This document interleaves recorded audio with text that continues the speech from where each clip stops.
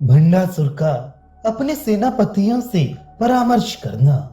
श्री हयग्रीव मुनि कहते हैं, हे अगस्त्य, भंड की पराजय के अनंतर भगवती दंडनाथा ने विविध शक्तियों के सहित मंत्रिणी देवी के यहाँ आकर प्रणाम कर विजय का वृतांत कहा। उसने भी परम प्रसन्न हो उसे सम्मान से हृदय से लगा लिया। अनंतर उस मंत्रिणी के साथ जाकर मां नायिका को दंडनाथा ने प्रणाम कर शक्ति चक्र को प्रकृष्ट हर्षदायक विजय का समाचार सुनाया। इधर भंडासुर भी नष्ट होने से बची सेना के साथ देवी द्वारा भविष्य के वध किए जाने वाले भावी परिणाम से जो उसकी अभीष्ट इच्छा है उसके कारण बाहर से खिन्न सा परंतु हृदय में हर्षित हुआ लौट आया। वह शून्य नगर जाकर अपने अंतःपुर रनिवास में गया। तदनंतर सम्मोहिनी प्रमुख प्रिय रानियां उसके पास आकर इस प्रकार कहने लगी, हे प्राणनाथ, हम आज आपकी स्थिति कृपण व्यक्ति के समान क्यों देखती हैं? देव ऋषि नारद ने जो पुराकाल में कहा था वह मिथ्या कैसे हुआ? अपनी रानियों की बातें सुनकर, अपने शुभ अभिमत को जानकर कि नारद जी के कथन से इन्हें भी सर्वात्मना सारा वृतांत ज्ञात है, ये समझ उनके सम्मुख प्रकट रूप से बोला, हे प्राण प्रियाओं, मेरा कथन सुनो। अपने अभीष्ट प्रयोजन की प्राप्ति में मैं खिन्न क्यों हूँ? मैं तो मुग्धवत स्थित हूँ। आने वाले भावी विधान को सोचकर अत्यंत प्रमोद अनुभव करता हूँ। मेरा सब अभिलाषित तुम्हें देव ऋषि नारद के कथन से ज्ञात ही है। मैं पराम्बा द्वारा वध किया जाकर शीघ्र ही उस देवी लोक को प्राप्त करूंगा, किंतु दैत्यगढ़ में अपना वास्तविक रूप छुपाने के लिए ऐसी स्थिति बनाकर बैठा हूँ।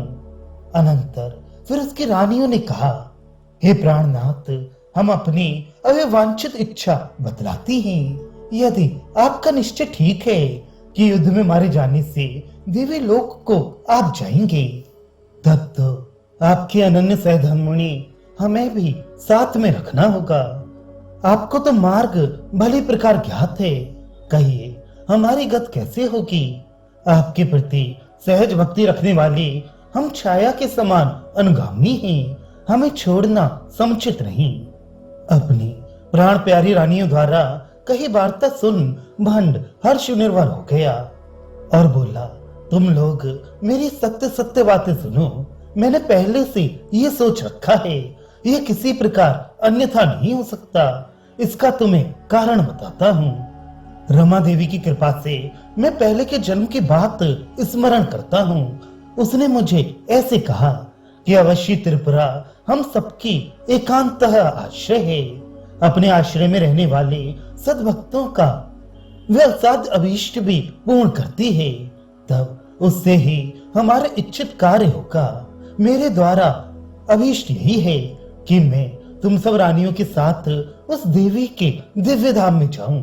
मैं मेरा दीर्घ काल का अभीष्ट पूर्ण होगा ही, इसमें कोई संदेह नहीं।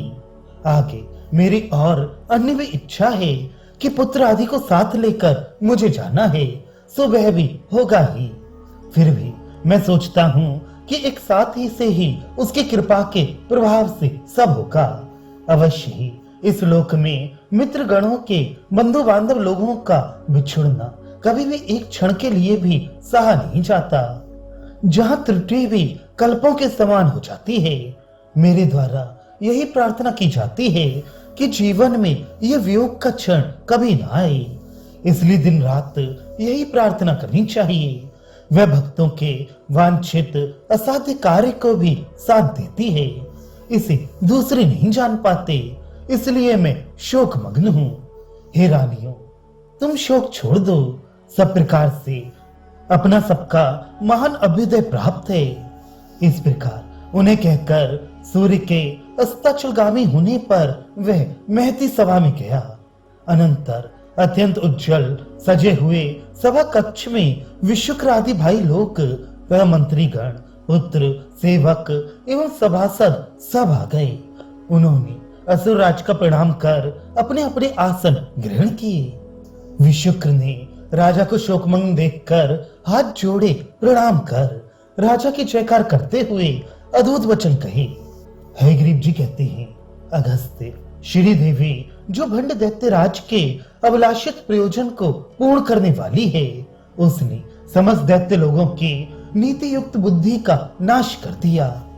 जो बुद्धिमान मनुष्यों में अत्यधिक श्रेष्ठ तथा विचार में शुक्राचार्य के समान विशुक्र है, उसने भी अपने स्वार्थ के विपरीत विरुद्ध धर्म वाला विचार व्यक्त किया।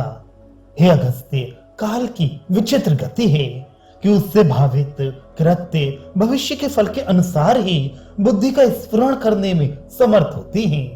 वह बोला, हे महाराज, आप सभा में विराजमान होकर शोक मग्न से दिखलाई पड़ती हैं। हम दैत्यगण के जीते जी आपका इस प्रकार चिंतावस्था में निमग्न होना मैं अनुचित देखता हूँ।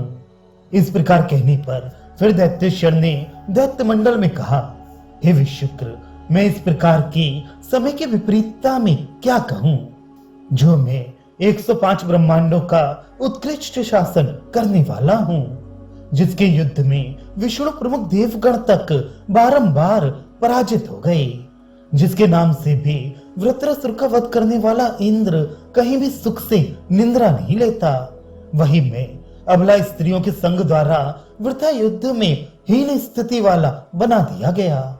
ऐसे मृतक व्यक्ति के समान मुझे क्या पूछते हो कि मैं शोक से क्यों व्याकुल हूँ। समय पर मृत्यु प्रशस्तम है, परंतु मनस्वी के लिए इस प्रकार की अपमान की स्थिति कभी भी उचित नहीं। विशुक्र ने उसके ये वाक्य सुनकर फिर कहा, हे दैत्येश, आपके लिए इस प्रकार करुणापूर्ण शब्द कहना समुचित नहीं। स्त्री अबला है, इस प्रकार कहने से किस आदमी को करुणा नहीं आती। आपका तो यह स्वाभाविक धर्म है कि स्त्री को देखकर शस्त्रों को पीछे हटा ले जाते हैं। आप, मैं अथवा राजपुत्र आदि भी रहने दें, इन दैत्यों में से कोई सा भी एक आपसे आज्ञा पाकर मुहूर्त मात्र में सब शक्ति गण का वध कर दे सकता है। मैं आपके चरणों का स्पर्श करता हूँ, शपथ लेता हूँ कि आप अंतःपुर में देवगण की अप्सरा गण के साथ क्रीड़ा विलास करते रहें। मैं जाते ही शक्ति को जीतकर आपके चरणों को फिर देखूंगा। ये कहकर अपने पार्श्व में स्थित सेनापति कुटिलाक्ष को विशुक्र ने कनखियों से झांका। तब तक वह भी प्रणाम कर दैत्यराज विशुक्र को प्रणाम कर बोला, हे युवराज, मेरे जीते जी आप इस प्रकार क्या कहते हैं। राजा विशंक के साथ आप राजपुत्रों सहित यहीं विराजिए। सेना और सेनापति वृंद के साथ जाकर मैं उसे साध लूंगा। देवी के साथ युद्ध कर विजय लाभ करूंगा, नहीं तो मैं आऊंगा ही नहीं। आपके सामने यह सत्य प्रतिज्ञा करता हूँ। ये कहकर वह उन्हें प्रणाम कर नगर के बाहर अनेक अक्षौणी सेनाओं एवं सेनाध्यक्षों के साथ चला गया।